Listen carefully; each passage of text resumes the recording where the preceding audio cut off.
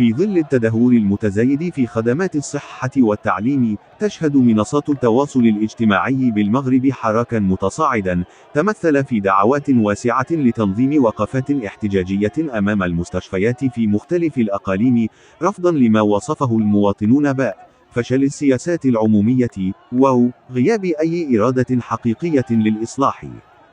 وبالتوازي مع هذه الدعوات، تتحدث مصادر متطابقة عن تصعيد جديد يهدد الحكومة، شبيه بأجواء حملة المقاطعة التي هزت الشارع المغربي سنة 2018، والتي استهدفت حينها شركات بعينها بسبب ارتفاع الأسعار واحتكار السوق.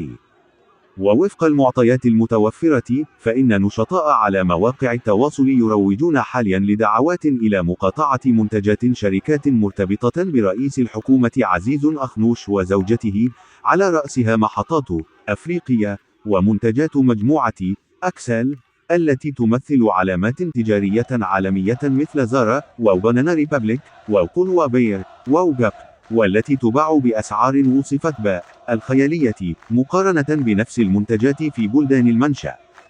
غضب اجتماعي يتوسع في المغرب، واحتجاجات في الأفق، ورغم أن دعوات المقاطعة لا تزال في مراحلها الأولى ولم تتحول إلى حركة منظمة بعد، إلا أن التفاعل الشعبي المتزايد ينبئ بإمكانية تحولها إلى حراك وطني شبيه بسيناريو 2018، خاصة في ظل استفحال الأزمة المعيشية، وارتفاع الأسعار، وغياب إجراءات ملموسة لتحسين القدرة الشرائية.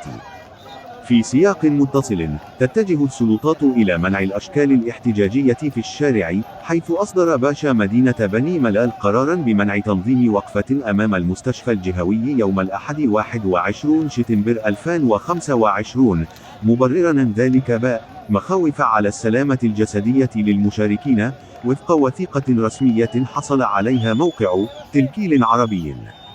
تنسيقيات تصر على النزول للشارع. رغم قرارات المنع، أعلنت تنسيقيات محلية وجهوية عزمها مواصلة التحركات.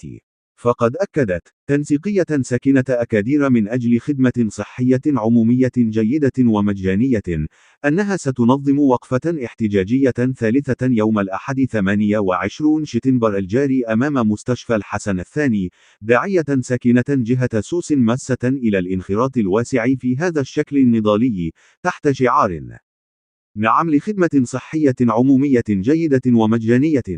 كما أعلنت منصة الشباب المغربي عن تنظيم وقفات احتجاجية يومي 27 و 28 شتنبر في عدة مدن مغربية، تحت شعار محاربة الفساد والمفسدين، مطالبة بإعادة ترتيب أولويات الدولة لصالح الفئات الهشة والمتوسطة.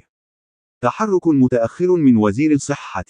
الاحتجاجات المتزايدة، خاصة تلك التي شهدتها مدينة أكادير مؤخرا، دفعت بوزير الصحة أمين التهراوي، الذي يوصف بالصامت، إلى التحرك ميدانيا لأول مرة منذ توليه المنصب، حيث أجرى زيارات تفقدية لكل من مستشفيات أكادير، الناظور ومكناس، كما أعلن عن تشكيل لجان جهوية للتتبع والمراقبة، وأقدم على إقالة عدد من المسؤولين، بينهم المديرة الجهوية للصحة بأكادير، في محاولة لامتصاص الغضب وتهدئة الأوضاع. أزمة ثقة تتعمق، والمواطن قوة اقتراحية. وفي خضم هذه التطورات، يرى متابعون أن عودة خيار المقاطعة إلى التداول الشعبي هو دليل على أن المواطن المغربي أصبح أكثر وعياً وتنظيماً، ولم يعد مكتفياً بالشعارات، بل بات يسعى لتغيير الواقع عبر أدوات سلمية وضاغطة. ويأتي ذلك في وقت يشعر فيه المواطن المغربي بالخذلان، بسبب ارتفاع أسعار المواد الغذائية، والزيادات المتتالية في المحروقات التي تتحكم في توزيعها شركات يملكها رئيس الحكومة، في ظل ركود الأجور وثبات الرواتب، ما أدى إلى تآكل القدرة الشرائية، ودفع شرائح واسعة نحو الفقر والهشاشة. لا تنسوا الإعجاب بالفيديو والاشتراك في القناة.